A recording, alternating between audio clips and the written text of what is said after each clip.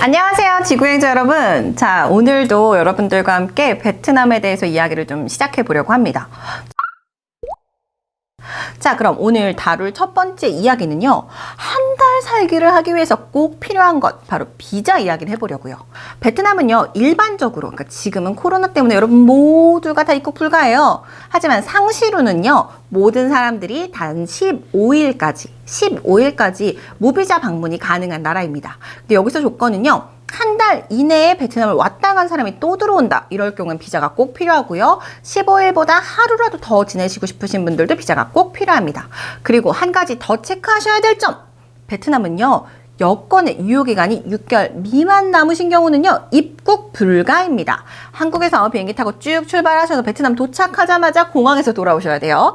그러니까 꼭 체크하셔서 내 여권이 6개월 이상 남았는지 꼭 보시고 그 다음에 발권해 주시는 걸 추천드리겠습니다. 자, 그렇다면 비자는 어떤 종류가 있고 어떻게 발급받아야 할까요? 이 비자는 두 가지 종류가 있거든요. 한국의 베트남 대사관에서 받는 한국 수령 비자랑 현지에 도착해서 받는 도착 비자가 있습니다. 이 도착 비자는요, 공항에 도착해서 줄 서서 받는 방법도 있고요. 그냥 그 14일 내에 연락해가지고 비자국에서 비자 대행센터 이용해가지고 발급받으시는 방법도 있습니다. 자, 그럼 한국에서 베트남 대사관에서 발급을 받고 가실 분들은요, 어떻게 하셔야 되냐면요, 일단 꼭 한 달 이전에 비자를 신청하셔야 됩니다. 기간이 좀 걸리는 편이고요. 금액도 좀 나와요. 안타깝지만, 그래서 한국에서 받으시는 것보다는 제가 추천드리는 방식은요, 현지 공항에서 줄 서서 받으시거나 일단 입국하시고 그 비자 대행센터를 이용해서 발급받으시는 거 추천드리는데요. 저는 경험이 어떤 게 있냐면, 일단 입국해가지고 한 13일 정도 있다가 이거 10일 정도 있었는데 좀 더 있다 가고 싶어 이래가지고 그냥 그 센터 이용해서 비자 발급 받았었거든요. 근데 이게 긴급으로 할 경우엔 $100 좀 안 됐었고요. 긴급 아닌 경우엔 $45, $55 뭐 대행해주는 곳마다 좀 금액이 달랐는데 그 정도 금액 들어간다고 생각하시면 되거든요. 뭐 아니면 그냥 공항에서 줄을 좀 쓰셔야 돼요. 오래 걸릴 때는 1시간도 걸리고 짧게 걸릴 때는 한 30분 정도 걸리는데 요 정도 줄 서셔서 거기서 그냥 비자 삽증 받으셔서 여권에 딱 붙이고 나오셔도 됩니다. 그런데 베트남 도착 비자, 그러니까 공항에서 받는 도착 비자를 받고 싶으신 경우에는요, 딱 6개의 그 도시만 가능하거든요. 제가 불러드릴게요. 첫 번째, 하노이, 하이퐁, 다낭, 나트랑, 호치민, 푸꾸옥. 딱 6개 공항만 가능하니까 기억해 주시고요. 그게 아닌 경우에는 현지에서 그냥 대행업체 사용하시거나 국내에서 발급 받고 가셔야 된다는 거 기억하셔야 되겠습니다. 자, 그러면 이제 베트남 한 달 살기를 좀 본격적으로 준비해야 될 것 같아요. 베트남에 대한 기본적인 상식도 알았고, 비자 어떻게 할지도 좀 정했고, 여권 6개월 이상 남았는지도 확인했으면 이제 우리가 해야 될 게 뭘까요? 바로 예산을 세우는 거거든요. 이게 진짜 중요해요. 뭐 적게 들면은 정말 아껴서 쓸 수도 있고, 많이 들면은 진짜 좀 금액이 커지기도 하니까 요거 좀 포인트를 좀 잡고 오늘은 말씀을 드려야 될 것 같습니다. 비용이 드는 부분을요, 크게 나눠보면요, 항공권, 숙소, 식비, 교통비 요 정도가 될 거고요. 나머지는 이제 뭐 여러분들이 여행을 위해서 사용하시거나 쇼핑을 위해서 사용하시는 돈이 있을 거니까 요건 플러스 알파로 여러분들의 개인적인 취향에 따라서 예산을 짜주시면 되겠습니다. 첫 번째, 비행기 항공권에 대해서 항공권부터 말씀을 드릴게요.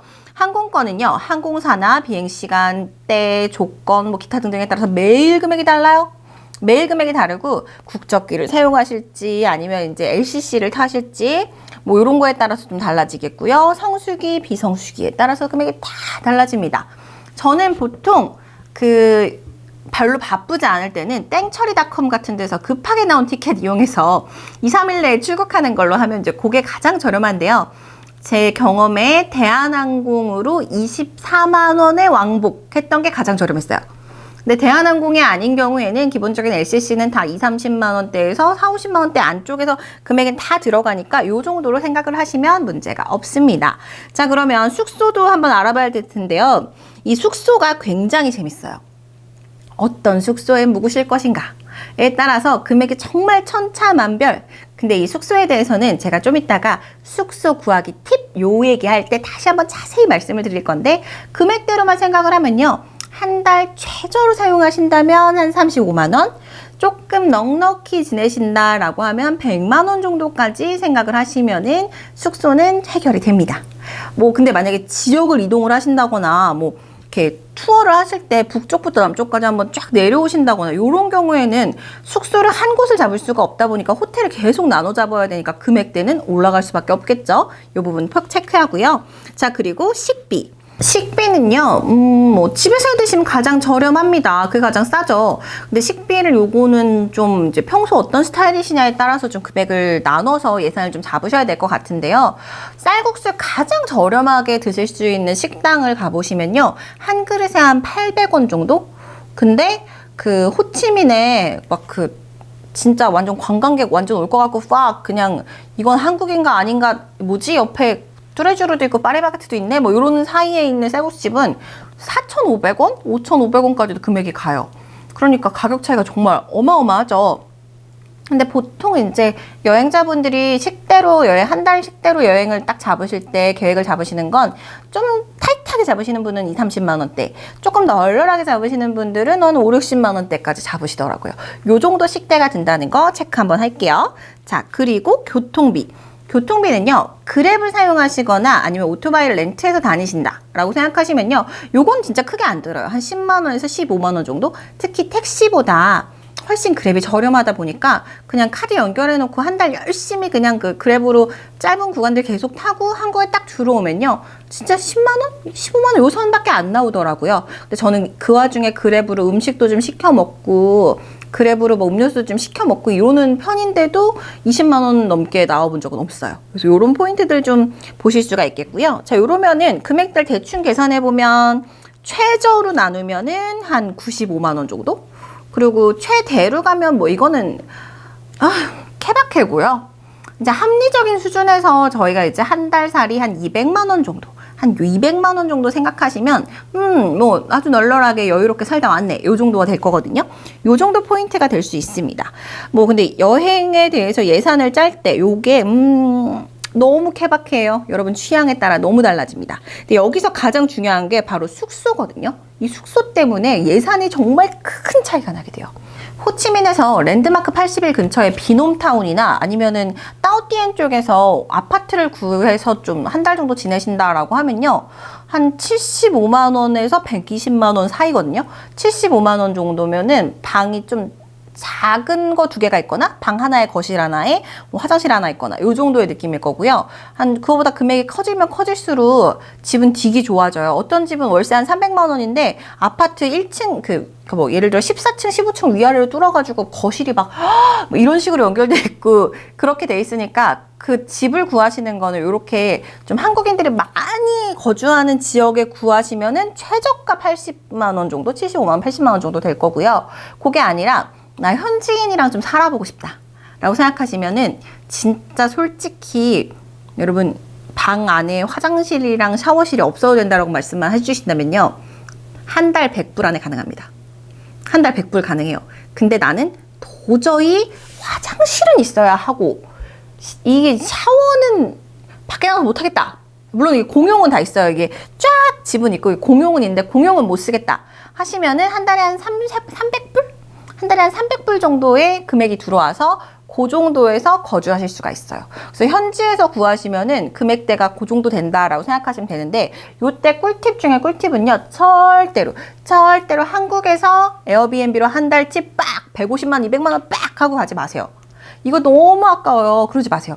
일단은 그냥 첫날 숙소, 그냥 첫날 호텔이나 둘째 날 호텔까지만 딱 하고 가셔서 그냥 부동산에 가거나 아니면 이제 근처에 있는 데 돌아다녀 보거나 이렇게 해서 좀 금액들을 좀 잘 합의하면요, 진짜 어떤 데는 그 에어비앤비 운영하시는 데들 아니어도 그 왜 호텔인데 달방 이렇게 하는 데들도 금액대 되게 잘 맞춰준 경우도 많고요. 호스텔도 있죠. 호스텔들도 한 달에 뭐 35만 원, 40만 원 이렇게 해주는 경우도 많고요. 또 현지 부동산에 가셔서 얘기하시면 잘 구해주는 경우도 많고요. 나 베트남 못하고 영어 좀 어려운데 하시는 분들도 겁낼 게 없는 게요, 한국 분들이 진짜 많아요. 특히 호치민에서 한 달 살기 하신다, 한국 부동산이 정말 많습니다. 그 한국 부동산 가셔서요, 저 집 구하는데요 라고만 해도 쭉 알려주십니다. 근데 이 금액대는요, 당연히 6개월 지날 거예요, 1년 지날 거예요 라고 말씀하실수록 금액은 더 저렴해지겠죠? 한 달 살기에 한 달이 가장 좀 금액대가 높다라고 생각을 해주시면 됩니다. 자, 그럼 방을 구할 때 꼭 체크해야 될 체크리스트를 좀 알려드릴게요. 이거는 보면서 말씀드려야겠어요. 일단 요거 꼭꼭꼭 가셔서 체크하시면서 보십시오. 첫 번째, 전기세랑 수도세, 월세는 별도인가요? 이거 꼭 물어보셔야 돼요. 이게 포함될수록 당연히 좋겠죠. 그리고 창문 보시고요. 환풍기 보시고요. 와이파이 되는지, 무료 제공되는지 보시고요. 그리고 이게 벌레는 진짜 좋은 아파트도 바퀴벌레 막 이만한 게 가끔 돌아다니기도 해요. 그러니까 그런 부분은 바퀴벌레가 상시 있는지 아주 가끔 나오는지 정도의 포인트라고 생각해 주시고, 벌레들이 어느 정도 있는지, 곰팡이는 없는지 이런 것 좀 한번 봐주시고요. 주방이 공통인 경우가 많아요. 왜냐면 이게 공동 주방을 많이 쓰는 게 베트남 친구들은 집에서 밥을 거의 안 해 먹거든요. 그냥 아침에 나가면 길거리에 있는 쌀국수집 같은 데서 이렇게 대충 먹고 점심 먹고 집에 저녁 들어올 때 이렇게 포장해 갖고 들어오다 보니까 거의 제가 아는 베트남 친구들 중에 진짜 부유층 빼고는 집에서 밥을 안 해 먹더라고요. 그 중산층 이상 돼야 밥해 먹어요. 그러니까 대부분 좀 저렴한 숙소를 구할수록 주방은 공동 주방인 경우가 많으니까 요거 체크하셔야 되고요. 그리고 세탁이랑 청소가 셀프인 경우가 있고요. 세탁이랑 청소가 포함되어 있는 경우가 있어요. 그리고 이 와중에 세탁기가 방 안에 들어있는 경우가 있고요. 세탁기가 방 안에 안 들어있는 경우가 있고요. 세탁기에 세제까지 주는 경우가 있어요. 그래서 이런 부분들을 좀 잘 나누시면 되는데, 제가 짧게 있었던 숙소에서는 아예 한 2주 조금 넘게 있었거든요. 거기는 아예 침대 시트랑 청소까지 포함되어 있는 곳이었어요. 요런 데 하시면 일주일에 2번 정도, 매일 청소는 절대 안 해줘요. 호텔 아니잖아요. 일주일에 2번 정도 들어와서 침대 시트 갈아주고, 화장실 청소해주고, 바닥 닦아주고, 그리고 수건 바꿔주고, 이런 거 하는 데들이 있으니까 이런 거 좀 체크해 주시면 되겠고요. 일단 큰 골목가에 있는지, 이게 큰 길에 있는지 골목에 있는지 이런 것도 좀 체크해 주시는 게 좋을 것 같아요. 여행자들이 너무 좀 이렇게 위험한 데 있는 거는 추천드리지 않고요. 또 아래층에 식당 있으면요, 이건 한국이랑 똑같아요. 냄새 너무 나요. 요 체크 꼭 해주시고요. 수압, 조명, 콘센트 꼭 체크하셔야 돼요. 원룸 100불 이하에 그런 데 들어가시면 아주 놀랍게 콘센트가 없는 경우가 있어요. 와, 이거 정말 놀라워요. 그래서 옆집에서 이렇게 줄을 이렇게 쭉 해서 창문 바깥으로 해가지고 줄을 떼서 들어오거든요. 그럼 그 창문 못 닫고 살아야 돼요. 요만큼 열려 있어야 돼요. 그리고 보증금이 있는지도 꼭 보시고요. 그리고 나갈 때 데파짓을 받을 수 있는지도 꼭 체크하셔야 돼요. 이 보증금을 못 돌려받는 케이스들 때문에 많이 좀 문제가 생겼던 경우가 있으니까 보증금이 있는지 아니면 그냥 완전히 쓰는 건지 이런 것도 꼭 보시고요. 보증금 있다면 제일 중요한 건 들어가는 날부터 핸드폰 딱 켜셔서 동영상이랑 사진으로 쭉 남겨보세요. 남겨놓으셔야 나중에 나갈 때 예를 들어 문콕 여기 문에 살짝 기스 났다, 이거나 돈 못 준다 이랬을 때 아닌데 이거 봐봐 이 날짜에도 이렇게 있었는데, 이런 식으로 얘기할 수 있는 게 좀 중요합니다. 근데 요 팁은요, 유럽에서 구하시든 미국에서 구하시든 베트남에서 구하시든 다 똑같으니까 오늘 이 부분 꼭 체크하실게요.